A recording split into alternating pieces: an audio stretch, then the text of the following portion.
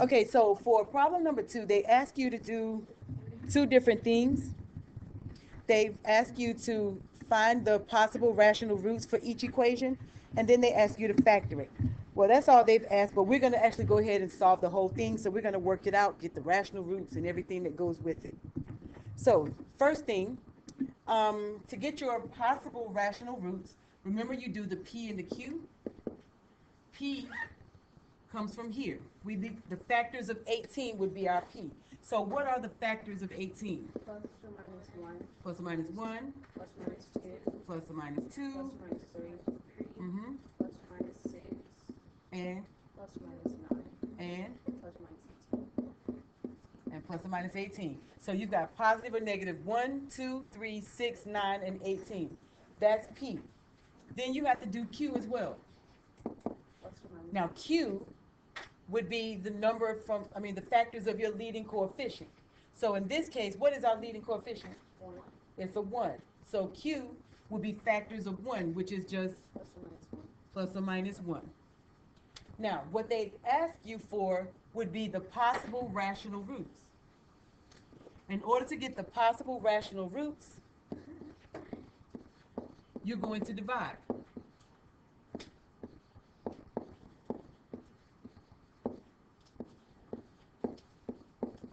To get possible rational roots, you divide P divided by Q. So our P would be each of the factors from P, 1, 2, 3, 6, 9, and 18. Each one of those divided by your factors of Q, which is 1. In this case, since everything is being divided by a positive or negative 1, then my possible rational roots are the exact same thing as I had for P. So it would be the plus or minus 1, plus or minus 2, mm-hmm.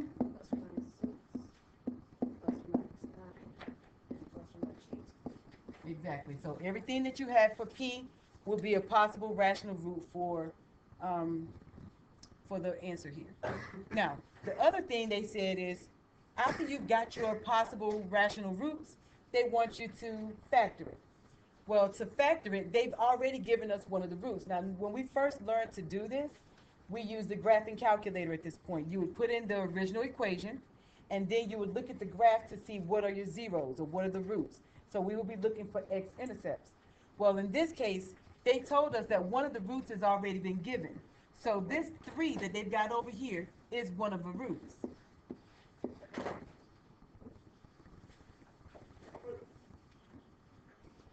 All right, so since 3 is one of our roots, then we can go ahead and start our synthetic division using that root. You don't have to guess. You don't have to get the calculator to figure it out. So to figure out the rest of the roots,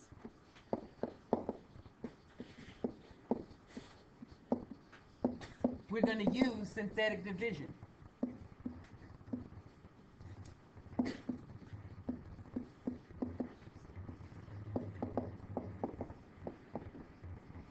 Okay, so we're going to use synthetic division to find the rest of the roots. So the root that they gave me is 3. So I'm going to do 3. And then I use my coefficients from the equation for the synthetic division. What are the factors, what are the coefficients that I'm going to use for the division? 1, okay, 1, negative 4, negative 3, 18. and 18. Okay, so we knew 3 was one of the roots because that's what they gave us. The the coefficients from the original equation would be 1, negative 4, negative 3, and 18. Use your synthetic division from here. So you know the first thing you're going to do is drop this 1. And then you multiply. 3 times 1 is 3. Add. Negative 4 plus 3 is negative 1. Multiply again. 3 times negative 1, negative 3. Add. Negative 3 plus negative 3, negative 6. And then multiply again. 3 times negative 6 is negative 18. And then when I add, I get a 0. Now remember, if you get a 0, you know that's a root. But they had already told us it was a root, so we were good there. But for those of you who don't have a graphing calculator, if a root is not given to you, then you're going to need to test them. And that's a lot of testing, but that's what you would have to do. So now, what we know is this. we know that 3 is a root, and since 3 is one of the roots, that means x minus 3 has to be a factor.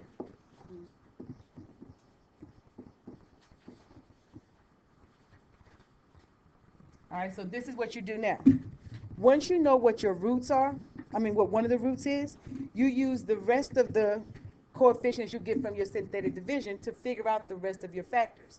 So you're going to start with x minus 3 times. Now you use this.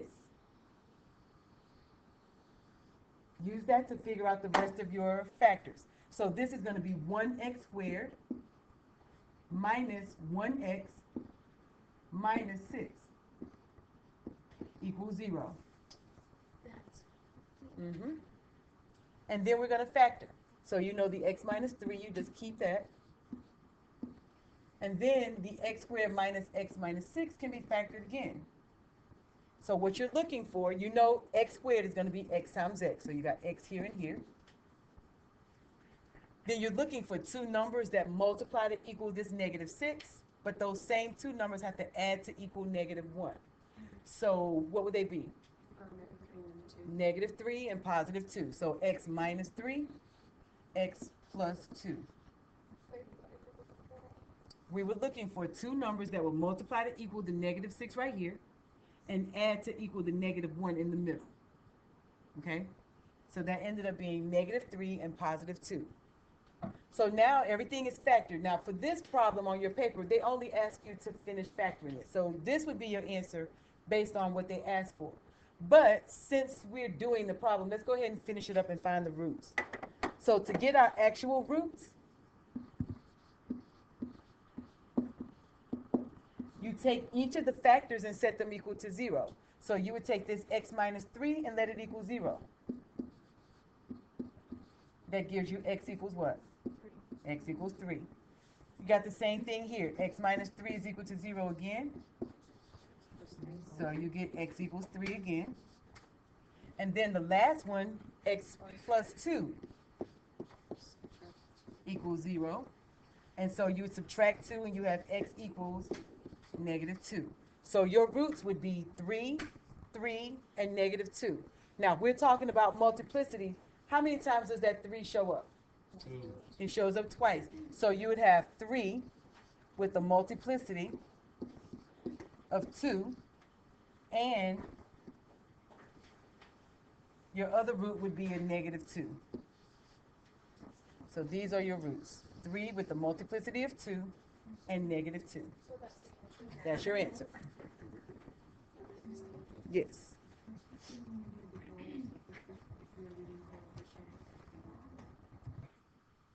Okay, so for number 6, it's asking us to find additional zeros. They're not asking you to multiply it out. They just want you to find any extra zeros. So the thing you got to remember here is that when you're doing these problems, I told you if it is an imaginary root or if it's a root that includes a radical, they always come in conjugate pairs. So if they've only given you one of the pair, you have to know to add the other one. So in this case, we have negative 3 plus 2i and 3 plus the square root of 10. Those are two of the roots that we know. The problem is this isn't all of the roots because the conjugate pairs for each of these needs to be included. So if I ask you what is the conjugate for negative 3 plus 2i, what would you tell me? Good. Negative 3 minus 2i. Because remember, you only change the sign for the imaginary part. So negative 3 minus 2i, that's another root that you have to include. And then what about this 3 plus the square root of 10? 3 minus square root of 10. Good. 3 minus the square root of 10 is your other root. So there are how many roots total here? 2. Let's ask that again. How many roots are there? 4. 4. 1, 2, 3, 4. There are 4 roots here. So if I ask you what would be the degree for this polynomial, if you had to multiply it out, what would it be? You would have a degree of 4 because there are 4 roots. All right, let's look at number 7. What additional root would I need on number 7? Good. 1 minus the square root of 2.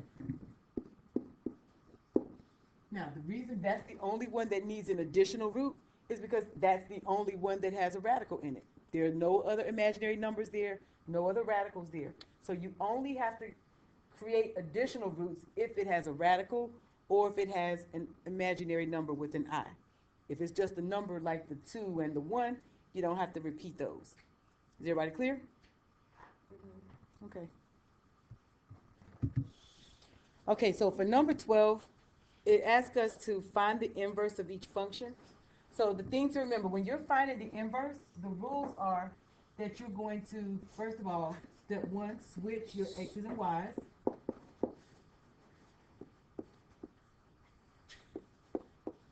And then for step 2, you're going to solve the equation for y. So that's it, 2 steps. You switch your x's and your y's, and then you work through and solve the equation for y. So for this problem, g of x is the same thing as what? F of X. And f of x is the same thing as what? Y. Y. So we're going to go ahead and put y equals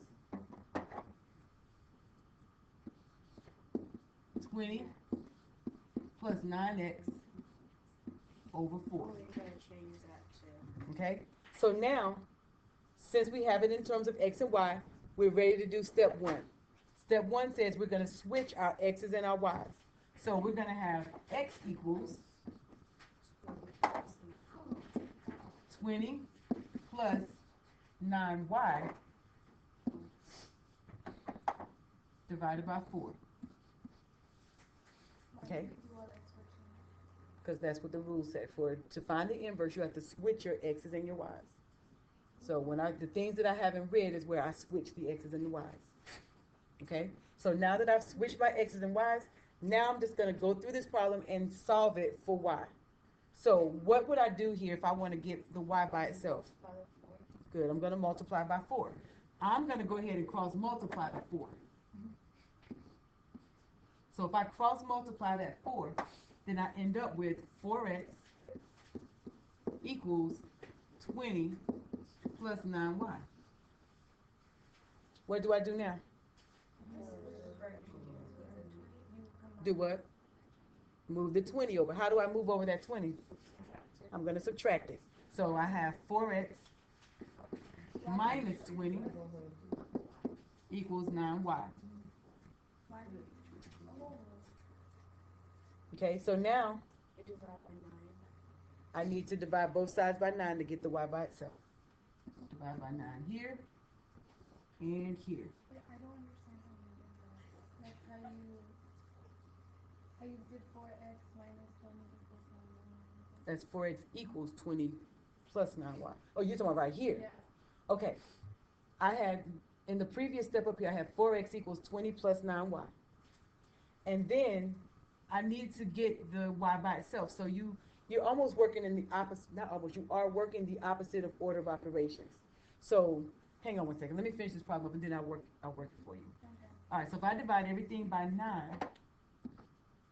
the 9's cancel out over here, and then I'm left with just the 4x minus 20 over 9 equals y. Now, You can't write 4x and I was getting ready to say, you might see your answer written with everything all together, or it may be broken up. But if they break it up, it would be 4 over 9x minus 20 over 9. So either one of these are acceptable as answers. Just know that you might see it one way or another. Okay.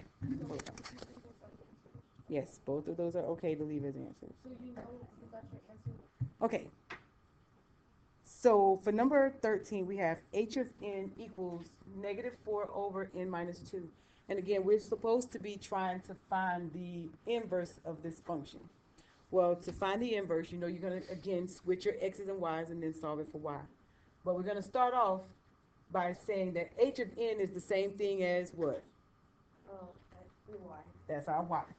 So we really have y equals negative 4 over n minus 2.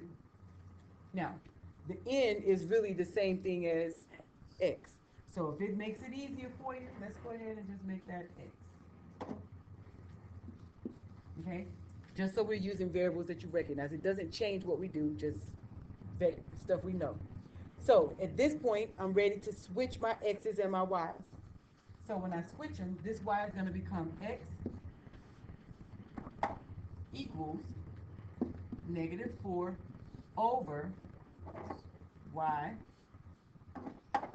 minus 2.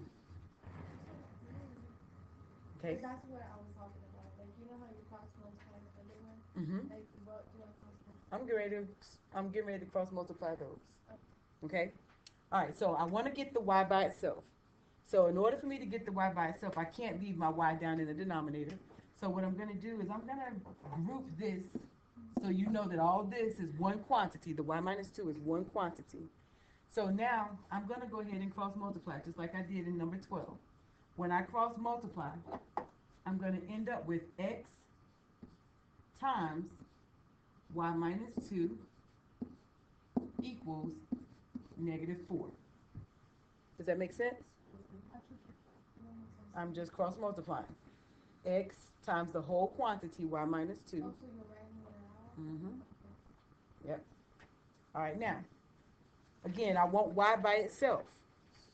So in order to get the y by itself, I need to undo any multiplication that's there. So how can I undo some multiplication? What am I going to divide? I'm going to divide by x. So basically what I'm doing is I'm getting this x away from the y. So I'm going to divide to get it on the other side. So I'm going to divide both sides by x.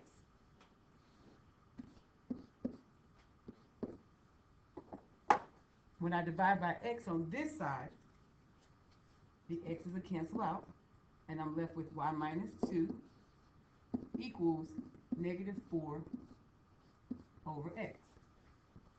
Now I'm almost done. Why do you do -4 over x if you let it divide? If you cross out the x? Oh, because I had to divide both sides by the x. Okay, so what do I have to do now to get the y by itself? Add 2. So if I add 2, I'm going to have y equals -4 over x plus 2. And that's all you can do with this.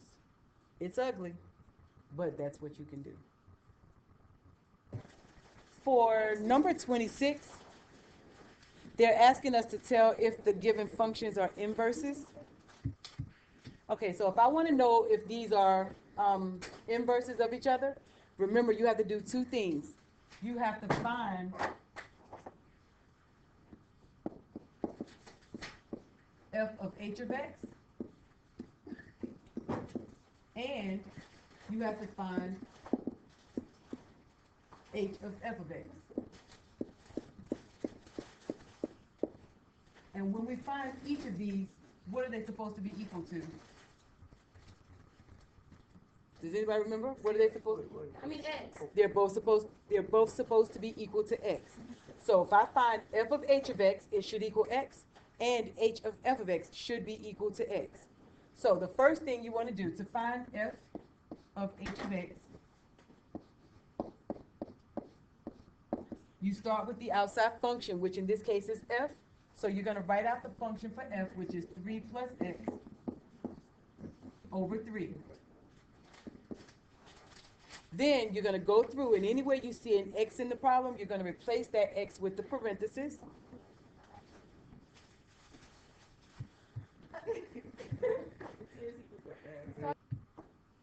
Okay, so to find f of h of x, remember the first thing you want to do is write the outside function first. So f is the outside function, so you start by writing that out. That's 3 plus x divided by 3. Then wherever you see an x, you're going to replace the x with parentheses. So 3 plus parentheses divided by 3. And then once you've written out the parentheses, then you're going to come in and you're going to fill the parentheses with the inside function, which is in this case h of x. So what is h of x? 3x minus 3. Good, 3x minus 3. So you write that in here. Now, once you've filled in your parentheses with the inside function, which is h of x, then you just solve the problem from here. So now when I look at my numerator, I actually have 3 plus 3x minus 3. What happens to this 3 and the negative 3 that are up here? I've got a 3 and a minus 3. What happens to them? They cancel out. So 3 minus 3 cancels out. What's left in my numerator now? 3 what? 3x. So I now have 3x in the numerator divided by 3. What is 3x divided by 3? It's just x. Because the 3's will cancel out. Okay, so that much is done. That's the answer for this one. Because remember, I'm going to have to do both of them, but both of them are supposed to equal x when I'm done.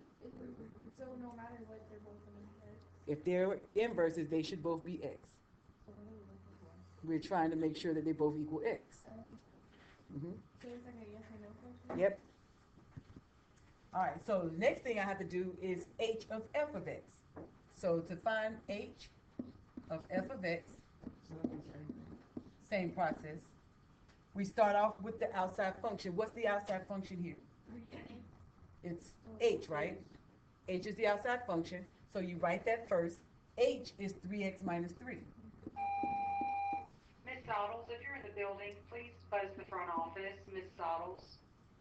All right, now, once I've written that out, I go through and I replace all of my x's with what? With parentheses first. So I'm going to have 3 and then parentheses minus 3. Now, I fill the parentheses with the inside function, which is f of x. So f of x is 3 plus x over 3. So 3 plus x over 3.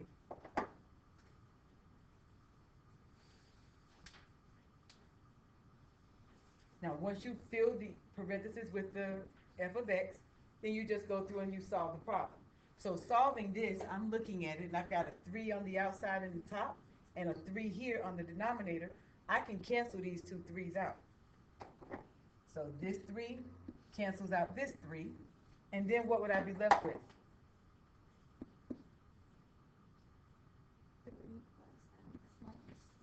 3 plus x minus 3. And guess what happens there? The 3's cancel out because I have 3 minus 3.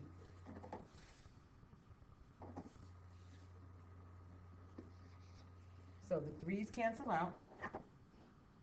3 minus 3. And what's left? I'm left with x. Now, since both of these functions are equal to x, I know that these are inverses. It is an inverse. Yes.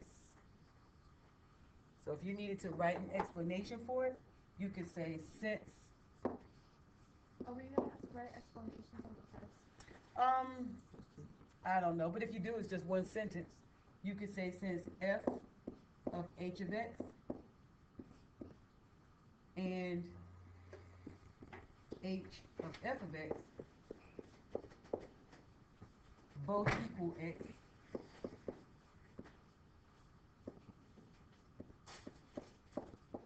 then we know they are functions. We know they are inverse functions.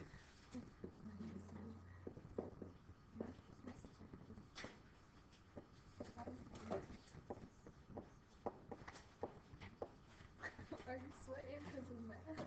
No, they turn the air conditioner off at a certain time.